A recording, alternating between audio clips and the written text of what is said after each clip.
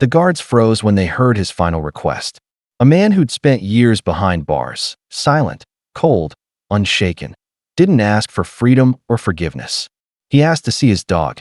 When the prison doors opened and that old German shepherd limped in, the air changed. The man's walls broke, his voice trembled, and tears he'd buried for years finally fell.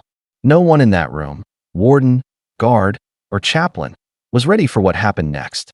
Because that moment didn't just reunite two souls, it redefined what love and loyalty truly mean. The cell was silent except for the slow hum of flickering lights. Mark Dawson sat on the edge of his bed, staring at the small calendar pinned to the wall, each day crossed out in black ink. Only 3 remained. 3 days until the end. When the chaplain entered, Mark didn't look up.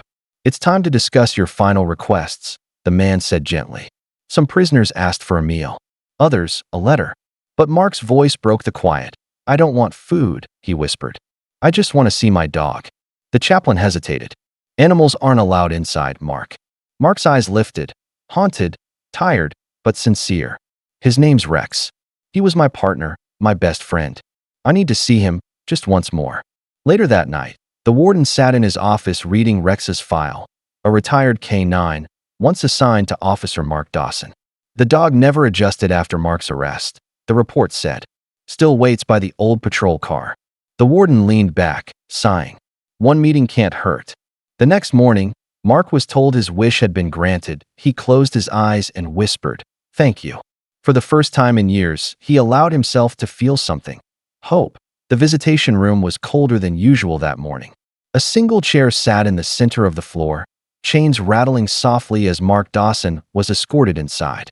His hands trembled, not from fear, but anticipation. He hadn't seen sunlight in years, yet that day, it streamed faintly through the barred windows, falling across the concrete floor like a spotlight. Guards lined the back wall, arms folded, eyes fixed. The warden gave a silent nod. Then the door creaked open. A handler stepped in, holding a leash. At the other end was a large German shepherd. Older now, his fur streaked with gray, but his eyes bright and searching. For a moment, Rex froze. Then, as if recognizing the scent before the face, he lunged forward, tail wagging wildly, whining deep from his chest. Mark's breath caught. "Rex," he whispered.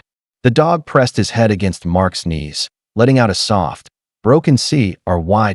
No one spoke. The guards looked away, pretending not to feel the lump rising in their throats.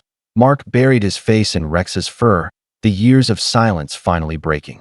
"You still remember," he said, tears falling freely. For the first time since his arrest, the hardened man didn't look like a prisoner anymore. He looked like someone who'd finally come home. The room was quiet except for the soft hum of the ceiling fan. Rex sat by Mark's feet, his eyes locked on the man who once meant everything to him. The chaplain, standing nearby, finally spoke. "Mark, why did you ask to see him?" Mark didn't answer right away. His hand gently brushed over Rex's fur, as if afraid he'd disappear if he let go. "Because," he said softly, "he's the only one who never turned his back on me." The chaplain frowned. "You were a police officer once, weren't you?" Mark nodded slowly, eyes distant. "Yeah, Rex was my partner. We worked together for 5 years. He saved my life more times than I can count." His voice trembled. "And then, I failed him." Through Mark's quiet words, the truth unfolded. A late-night operation. A gunfight gone wrong. His partner, his best friend, caught in the crossfire. Mark took the blame for the tragedy, his career ending in disgrace. Grief turned to anger. Anger to mistakes. One wrong choice led to another, and landed him behind bars. "I lost everything," he whispered. But Rex, he didn't forget. Not once. Rex whined softly, pressing closer. The guards exchanged glances. None of them spoke. In that prison room, surrounded by cold steel and silence, forgiveness finally took its first breath. For a long while, no one moved. The room felt frozen in time. One man, one dog, and the kind of silence that said more than words ever could. Mark reached out, unclasping his shaking hands. "You were always the brave one, weren't you, buddy?" he whispered. Rex's tail thumped once against the floor, eyes never leaving his face. The guards shifted uncomfortably, unsure if they should step in or stay back. But before they could decide, Rex did something that made every hardened officer in that room stop breathing. He nudged Mark's hands apart and rested his head gently in them. Mark broke. His shoulders trembled as years of buried pain poured out in tears. "I'm sorry," he whispered. "I should have protected you. I should have protected him." The chaplain closed his eyes, whispering a prayer under his breath. The warden, standing by the door, swallowed hard. Then Rex stood, turned toward the warden, and barked once, sharp and commanding. It wasn't aggression, it was purpose. The warden hesitated, then nodded to a guard. "Unchain him," he said quietly. The chains fell away. Mark sank to his knees, wrapping his arms around Rex's neck, and no longer a prisoner, no longer a number. Just a man forgiven by the only soul who truly mattered. 3 days after the visit, the prison halls felt emptier somehow. The guards spoke softer, the air quieter, as if everyone was still carrying the weight of what they'd witnessed. Mark hadn't asked for anything else since that day. He spent his time writing, letters that no one saw, folded carefully beneath his pillow. Then one morning, the warden received a call. The K9 unit had found Rex collapsed in his kennel. The vet confirmed what no one wanted to hear: heart failure. His body had given out, worn by age and time. The warden broke the news to Mark himself. For a moment, the man didn't move. He just stared ahead, eyes hollow. Then, slowly, he smiled through tears. "He waited for me," he whispered. "He made sure I was okay first."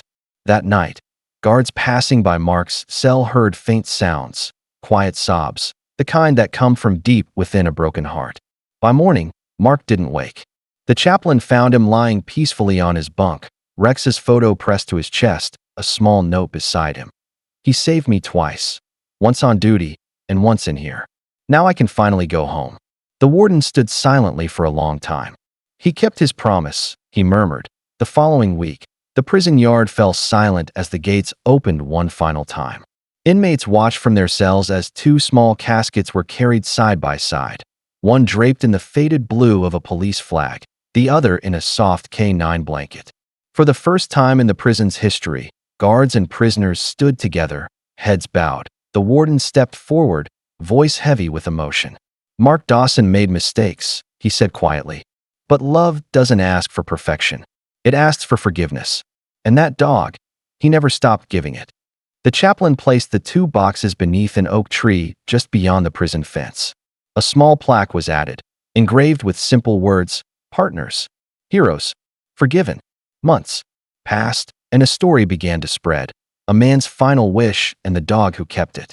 The tale reached thousands, sparking letters, donations, and even changes in policy that allowed therapy dogs into prisons across the state. One evening, the warden visited the oak tree alone. The sun dipped low, casting long shadows. He placed a single flower between the markers and whispered, "You did more good in death than most do in life." As he turned to leave, a soft breeze stirred the grass, like a tail wagging one last goodbye.